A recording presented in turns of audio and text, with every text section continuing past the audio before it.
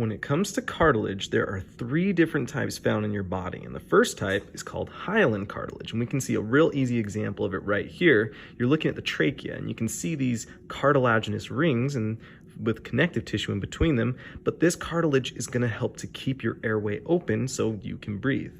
The next type of cartilage is the most special type of cartilage, and it's called elastic cartilage. And we only find this in 2 spots in the human body, one being in your outer ear, and the other being this structure right here called the epiglottis, which helps to protect your airway when you're swallowing food and drink.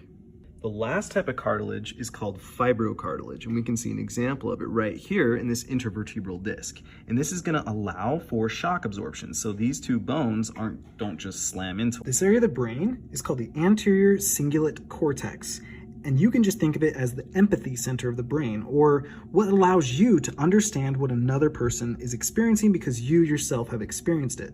See, let's say like you see someone riding a bicycle. This area of the brain will light up because you yourself have ridden a bicycle. Now, there are plenty of other exciting areas in this frontal cortex, and I just went ahead and filmed an entire YouTube video all about it. So if you're interested, go ahead. What you're looking at here is the pancreas, which has obviously been cut, and you can see that it's located posterior or behind the stomach, which again has also been cut. Now, the pancreas is extremely unique in its function because it kind of performs a double duty for the body.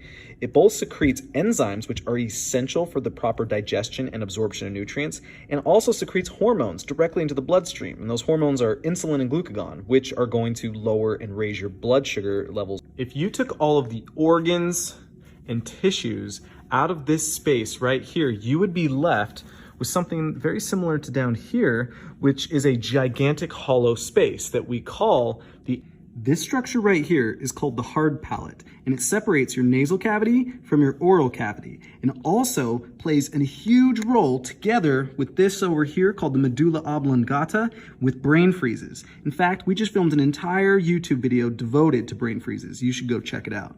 Everybody knows that we have individual names for these bones. So for instance, this is the clavicle, this is the humerus, this is the os coxa, and this big one is called the femur. But what a lot of people don't know is we even have names for areas on bones.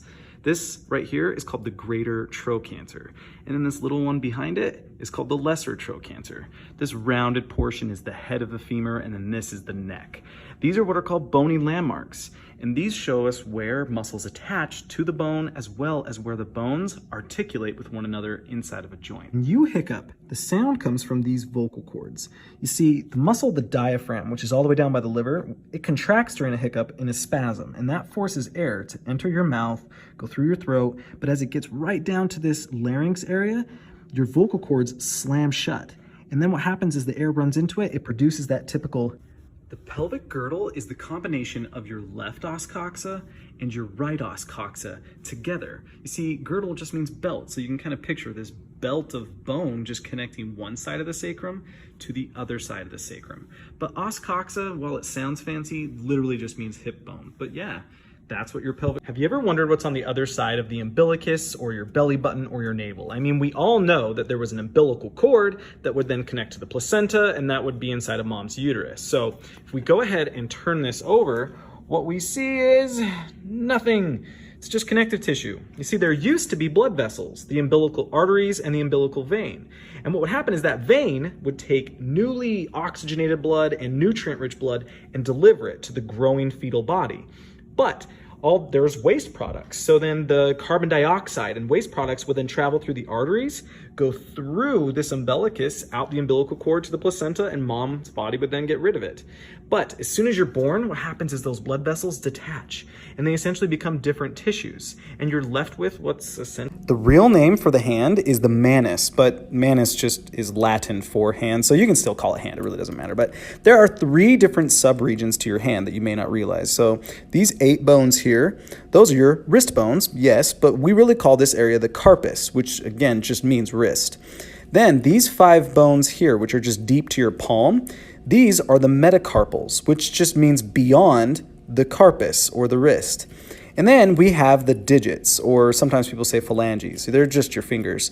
Now, interestingly, they are numbered. So your thumb is digit 1. When you break your nose, you're not really breaking that soft, fleshy part that sticks out right here. That's made of soft tissue. That would just be a tear if you damage that.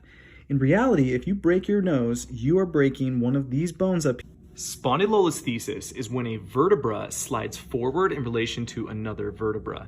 It most typically happens down here between L5 and the sacrum, and you can see that there's a pretty steep drop off at this location. Now there's grades and degrees of severity, but sometimes it even comes with one of the vertebrae breaking. In anatomy, we use the terms proximal and distal to help you understand the exact position something has in relation to its origin. So if we were to discuss, say, an upper limb, the origin would be all the way up here where the shoulder is connecting to the axial body. So for instance, what I could say is that my elbow is more proximal to the wrist. What I just said is the elbow is closer to my shoulder than my wrist is. It seems like it's a wordy way to say it, but it really helps you be precise. Equally, I could say that my wrist is distal to my elbow because the wrist is more distant or farther away from the shoulder than the elbow is. Again, this type of language just helps you be What you're looking at is a cross-section of a human thigh, and we've cut it in what's called the horizontal plane, which essentially divides it into an inferior or lower portion, and then what would be up. Cerebral edema is when there's swelling inside the cells of the brain or around the cells of the brain. Now remember, this is a closed system. So your brain is surrounded in this dura mater, and then you even have the skull on top of that. So there's nowhere for the brain to go as it swells. So you can start picturing those cells inside of the brain start pushing on one another, start pushing on the meninges, the skull. It can even start pushing on the nerves that are branching off of it. Now, you can get cerebral edema from altitude sickness. You can get it from a stroke. Your lungs aren't just filled with air, they're also filled with blood. You see these tubes right here? These are the pulmonary blood vessels. We can see the pulmonary artery and we can see the pulmonary veins. So what this artery is going to do is take deoxygenated blood from the heart and send it into these tiny little capillary networks inside of the lung tissue. Then once it gets its oxygen, it's going to return the blood through these pulmonary veins back to the heart so your heart can then pump that newly oxygenated. This may come as somewhat of a shock, but your skeleton, your bone tissue is completely alive. See, there are two different forms of bone. We have this harder outer surface called compact bone, and if we look here, you see that? That's called spongy bone, which is a really great name. Come on, that totally looks like a sponge. But spongy bone is going to be loaded with bone marrow. And then compact bone, if you could zoom in, I'm talking going microscopic, you would see all these cells surrounding blood vessels and then encased in mineral. But that's right, your bone tissue is completely alive. It's not like it's just some rock sitting inside of your body. When you're saying that something is superior or inferior to something else, you're just saying it's above or below. So for instance, this vertebra right here, this is L5. This is inferior to this one right here called L4. Again, I'm just saying it's below it. Or I could say that L4 is superior to L5.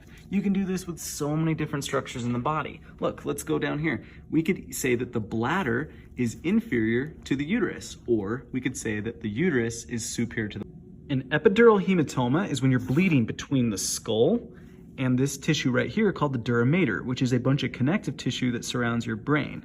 So if you can go ahead and picture blood's just accumulating in this area, it's going to start pushing on that dura, which is then going to push on the brain, and that is off. If you wanted to describe the position of the heart in relation to this bone here called the sternum, the best term to use would be posterior. And what that means is, essentially, it's behind it. You see how the heart is just behind that sternum. Equally, you could say that the sternum is anterior or in front of the heart. Anterior and posterior just basically say, hey, one structure is in front of or